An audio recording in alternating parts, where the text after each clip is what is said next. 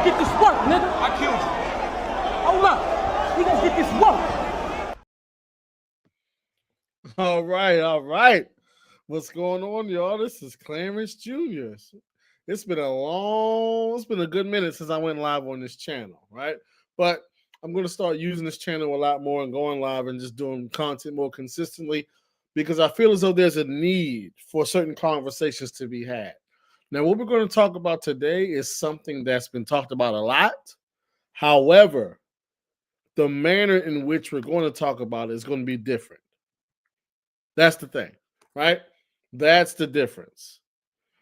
By now, especially in these spaces, we've all seen this footage over and over and over again. But the angle in which we're going to talk about is going to be slightly different. All right. So, but before we get too far, matter of fact, let's start here. For the longest time, there's been conversation / debate about who took the man out of the house and whose fault it was and who did this and that clip is embarrassing. Are you talking about the video that we're about to get into? They won't let us lead and all that. What's going on, Ricardo? If you're talking about it, it is, but we're gonna get into that. All right. So, matter of fact, where do I want to start? Right? Because once again, we've all seen the video. Yeah, it is embarrassing, but we'll get into that. We've all seen the video. We've all seen the clip. We all know what it's about. But I don't think a lot of us brothers. Oh, okay. Shout out to you from Jamaica. Okay. I don't think a lot of us brothers, us men, have taken the time to really think about what we are saying and what it means. Right? When you say that you were kicked out of the house or you lost authority in your home or the woman chose a better deal and the deal is government assistance, what exactly are you saying about yourself when you make a statement like that? I don't think a lot of us have considered that. But once again, I'm going to take this in a direction that more than likely you've never heard it taken. And so I'm going to go ahead and get straight into this part. And it's all going to connect in a second. Right? So bear with me. But I'm going to take you here. I'm going to take you to Numbers chapter 13. We're going to read a brief portion of this, right? Let me make sure you guys can see what I got right here. It's going to make sense all in the end. It's all going to tie together. All right? So just bear with me. All right. So, once again, this is Numbers chapter 13. We're starting at verse 3. So, at the Lord's command, Moses sent them out from the desert of Paran. All of them were leaders of the Israelites. These are their names: the tribe of Reuben, the tribe of Simeon, the tribe of Judah, the tribe of Issachar, and so forth and so on. Right? These are the names of the men Moses sent to explore the land. So just let me give you a quick backstory. Basically, they were sent to possess the land, but there was already people in the land that they were going to possess. So these men were sent out to scout the land and see what was there and who was there and to report back. So that's what they're doing, right? When Moses sent them to explore Canaan, he said, go up through the Negev and on into the hill country. See what the land is like and whether the people who live there are strong or weak, few or many. What kind of land do they live in? Is it good or bad? What kind of towns do they live in? Are they unwalled or fortified? How is the soil? Is it fertile or poor? Are there trees in it or not? Do your best to bring back some of the fruit of the land. So they went up and explored the land from the desert of Zin as far as Rehob, toward Lebo Hamath. They went up through the Negev and came to Hebron. All right. When they reached the valley of Eshcol, they cut off a branch bearing a single cluster of grapes. Two of them carried it on a pole between them, along with some pomegranates and figs. That place was called the Valley of Eshcol because of the cluster of grapes the Israelites cut off there. And at the end of 40 days, so they were there for 40 days, they returned from exploring the land. Now, this is the main part right here. We went into the land to which you sent us, and it does flow with milk and honey. Here is its fruit. But the people who live there are powerful, and the cities are fortified and very large. We even saw descendants of Anak there. The Amalekites live there in Negev. The Hittites, the Jebusites, the Amorites live in the hill country, and the Canaanites live near the sea and along the Jordan. Look at this part. We should go up and take possession of the land, for we can certainly do it. That's what one man is thinking. But the men who had gone up with him said, we can't attack those people. They are stronger than we are. And they spread among the Israelites a bad report about the land they had explored. They said, the land we explored devours those living in it. All the people we saw there are of great size. We seemed like grasshoppers in our own eyes. That's the reason I read all of that. But I'm going to go back to verse 32.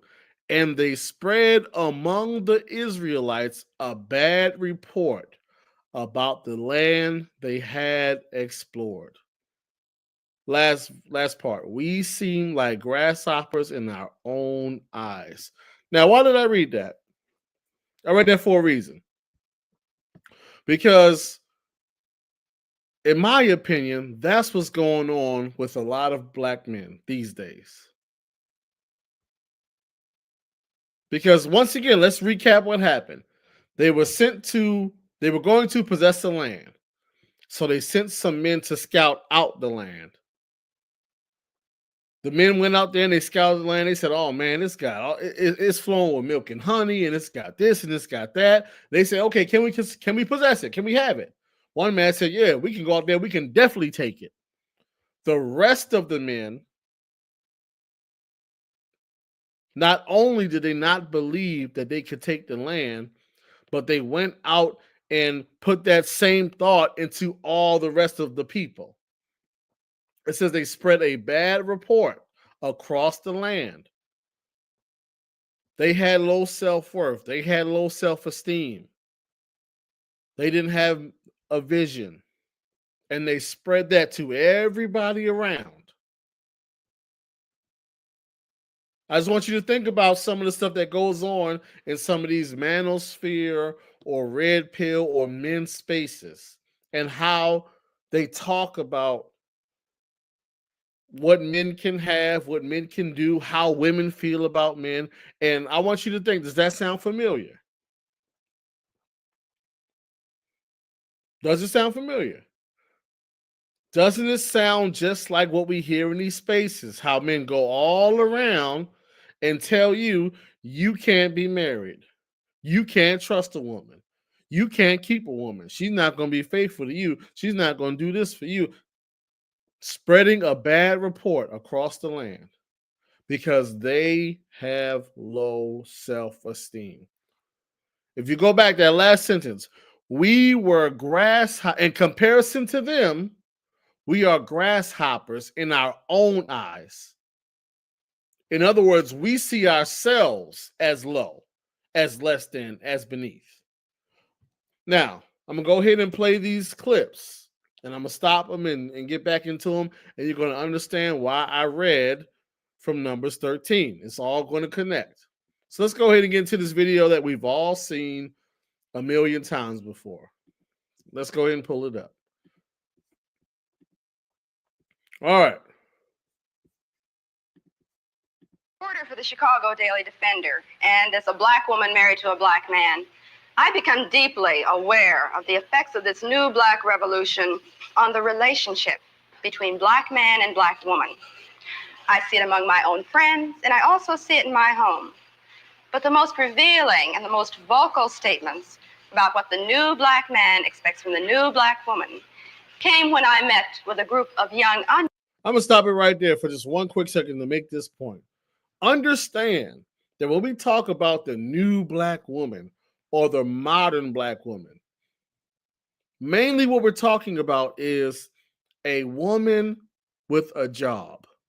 So we'll talk about that more. But let's married friends one Saturday afternoon. I think that what's happening in America as far as black men, black women is concerned is that there's a revolution within a revolution.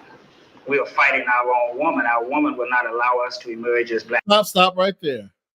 We are fighting our own woman.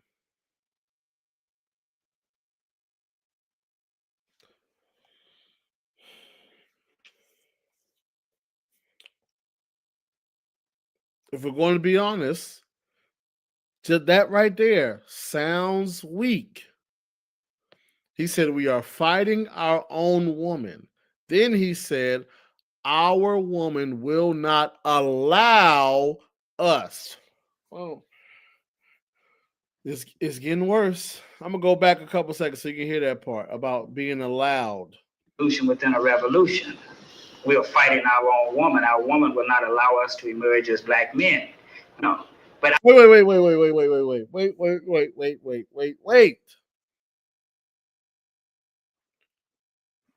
Did you just hear that? The woman will not allow you to emerge as a man. How?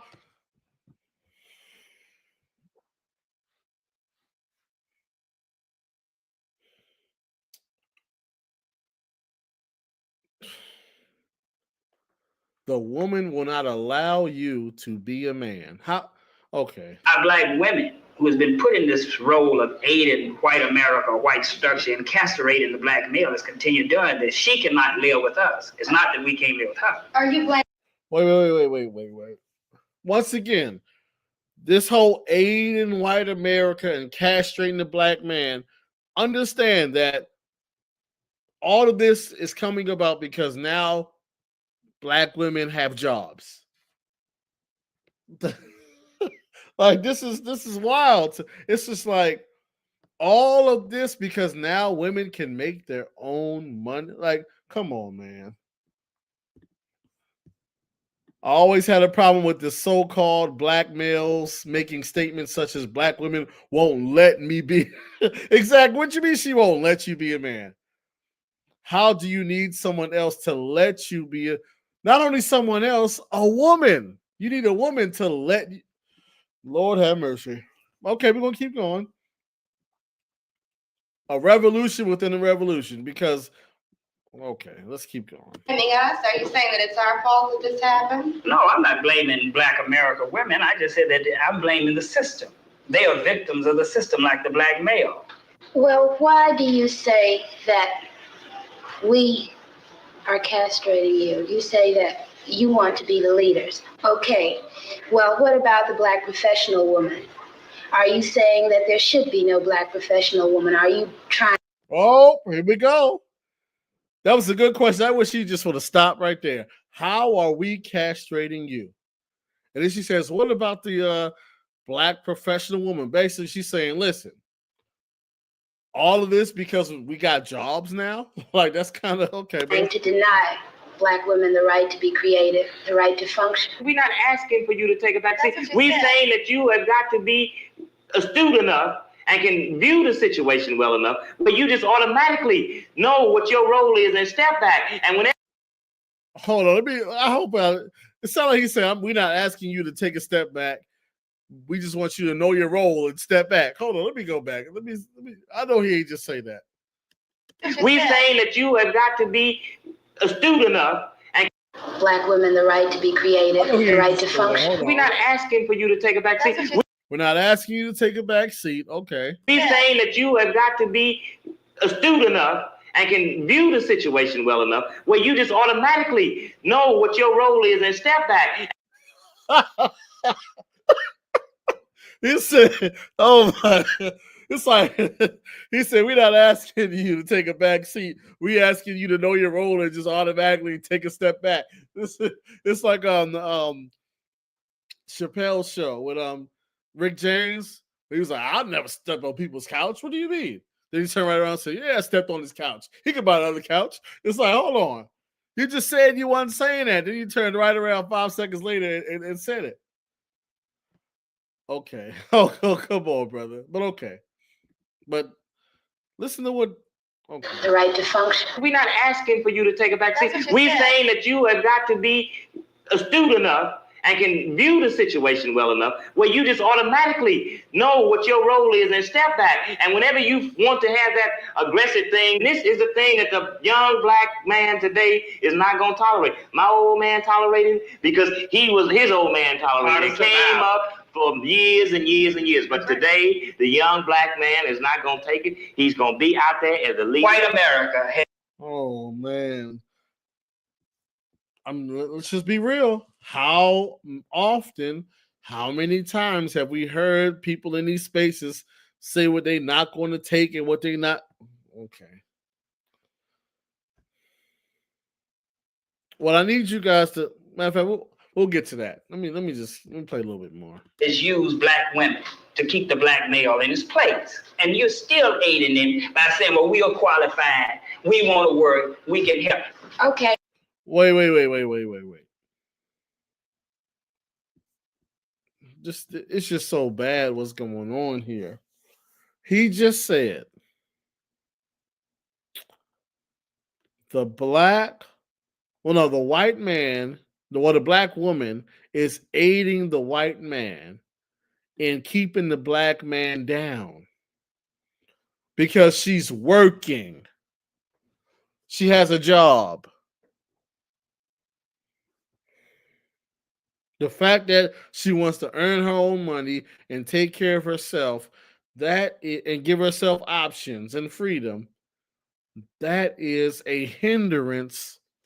Oh, Lord have mercy. How are you going to reprogram men so that they don't let us take over what's supposed to be their responsibility? And men that I have had dealings with, they are perfectly willing to sit back and let us do anything we want to. That's man. I'm gonna stop it right there because his answer was insane. She asked him, how are you going to reprogram men to step in the roles that they say that they want? Because there's a lot of men who are more than happy and willing to take a step back and let the woman do everything and let her run roughshod. So how do you reprogram men to be more assertive and more strong and more manly and take over what they say they want? Because that's what men do. Men take.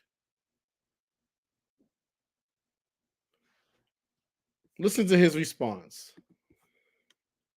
I don't think that you have to reprogram men. I think you have to reprogram women. No, you have to.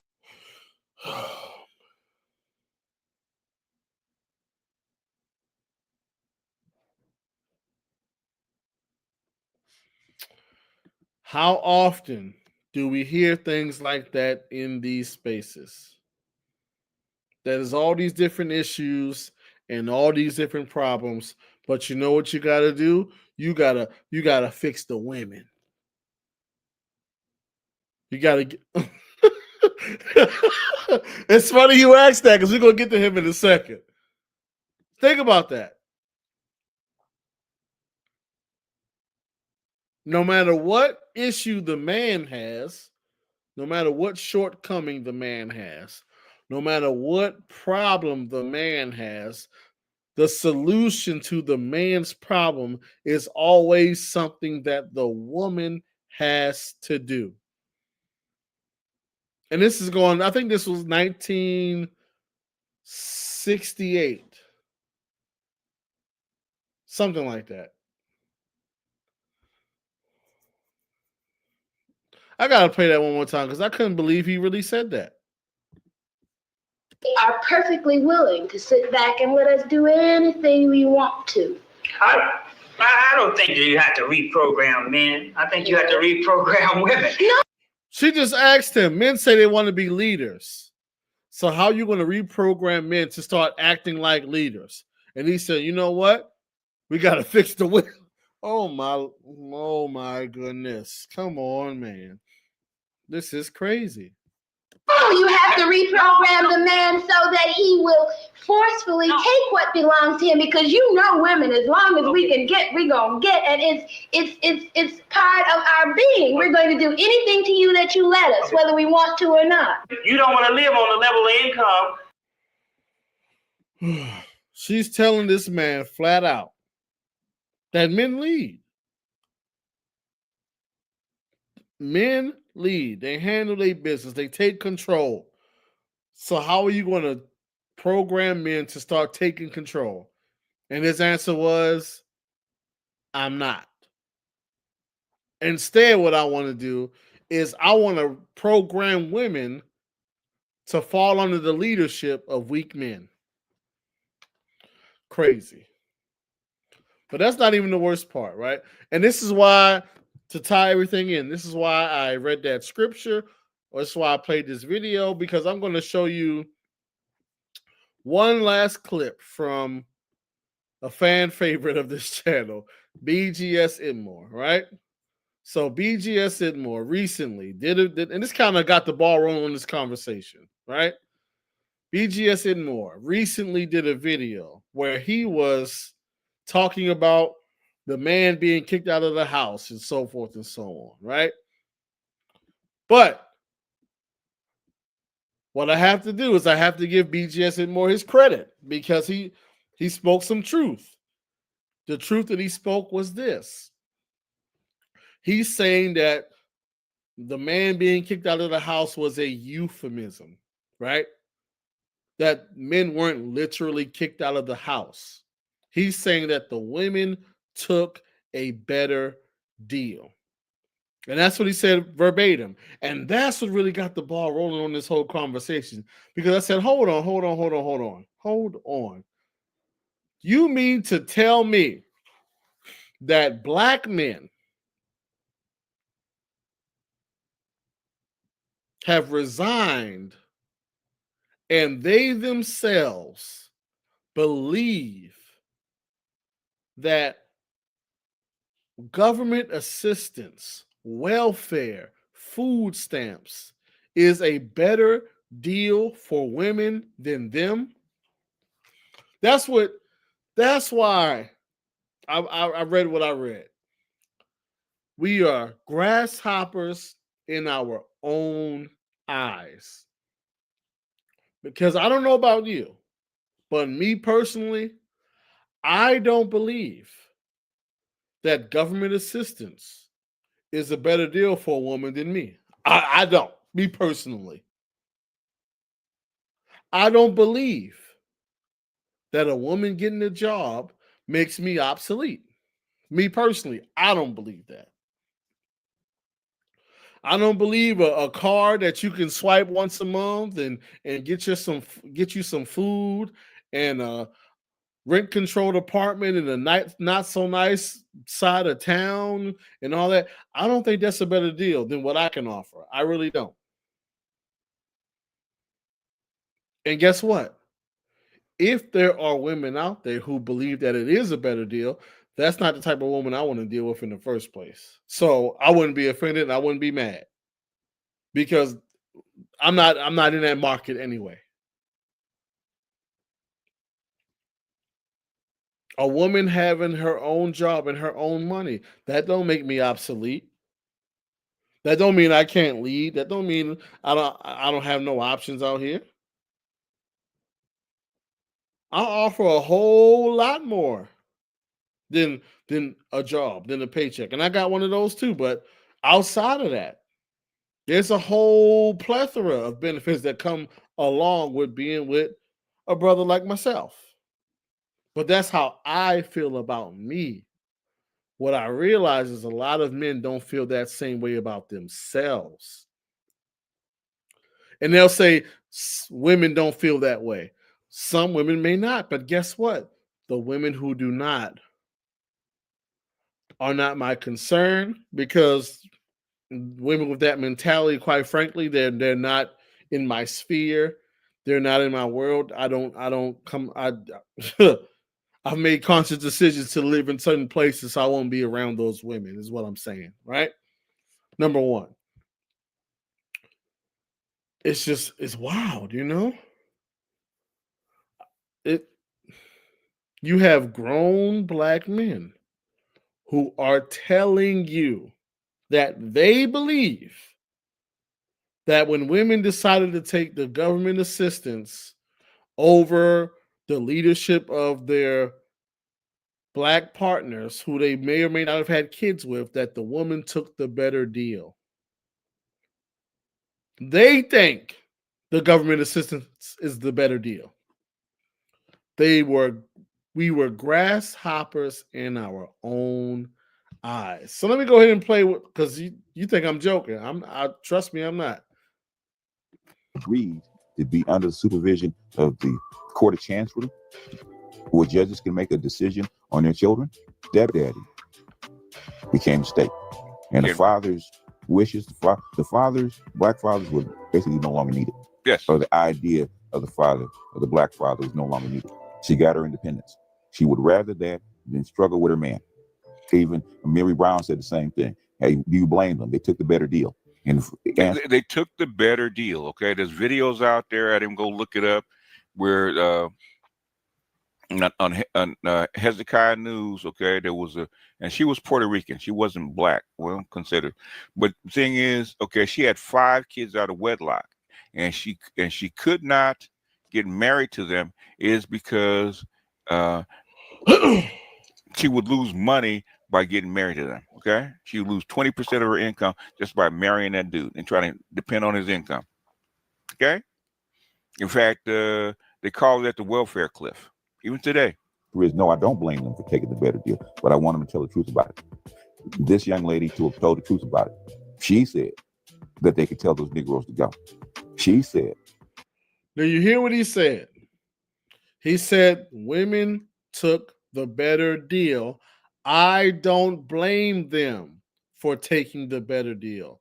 I want them to be honest about it. And see, this is where I have to be mindful that not all of us had the same trajectory and family history, right?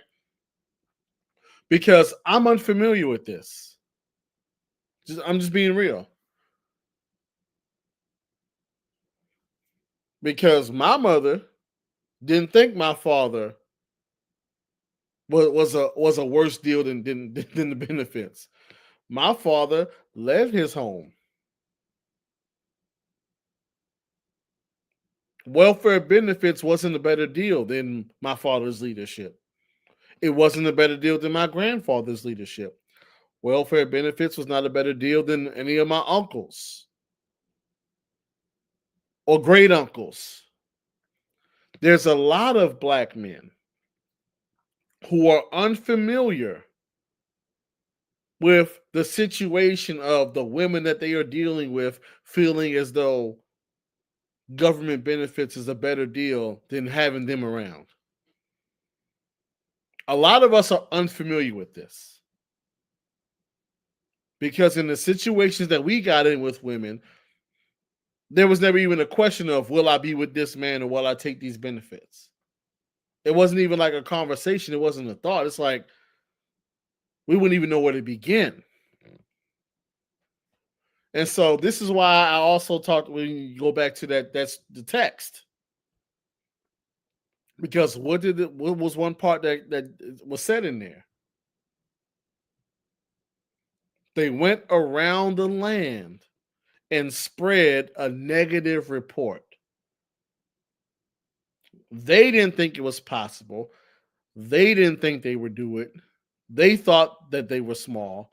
And so they wanted to implant that thought into everybody else's head. And that's a lot what's going on in these spaces. You have a low view and vision of yourself. You feel as though women don't value you. And maybe they don't, but you also don't value yourself. And you are spreading that low opinion of yourself to as many other men that will listen. That's why when you listen to all this content, it's always the women feel this way about you. The women feel this way about us. Most of the women this. Most of the women think that. They're spreading that around to you.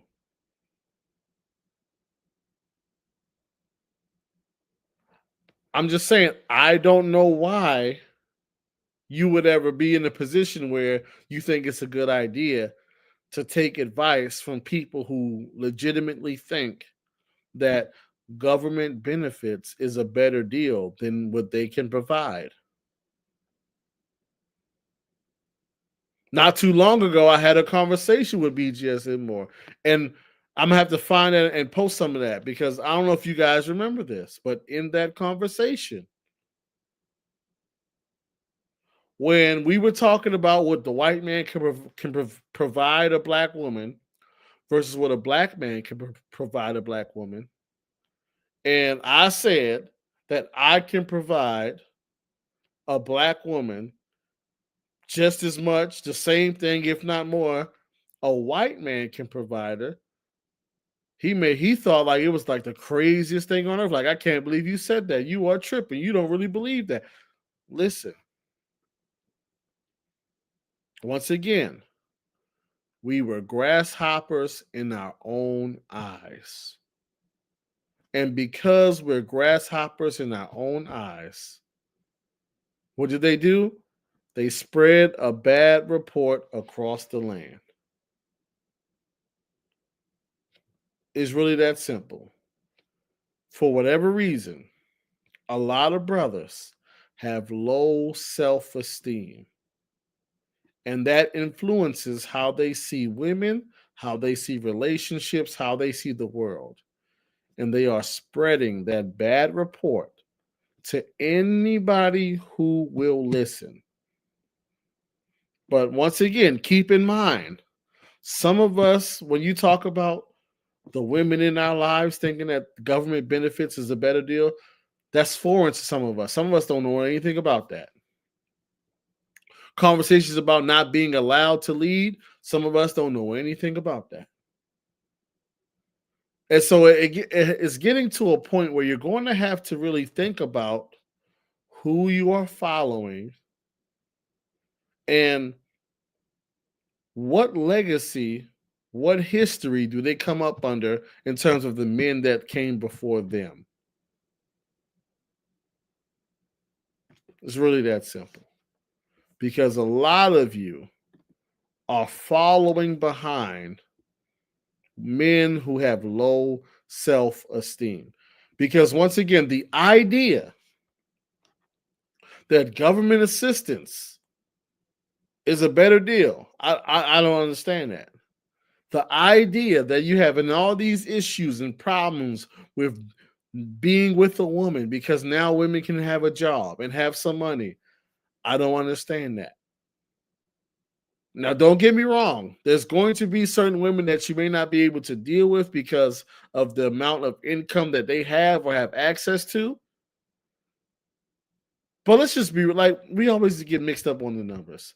A very small percentage of Black America overall is making six figures. That's number one. So the percentage of women that you would actually not qualify for because of their income being significantly higher than yours is a very small percentage. But once again, at a certain point, you have to ask yourself, is this relationship content that I'm listening to, is this having a positive or negative impact on my self-worth and self-esteem? which would then lead to me either having better or worse outcomes with women. And it's really that simple. Thank you.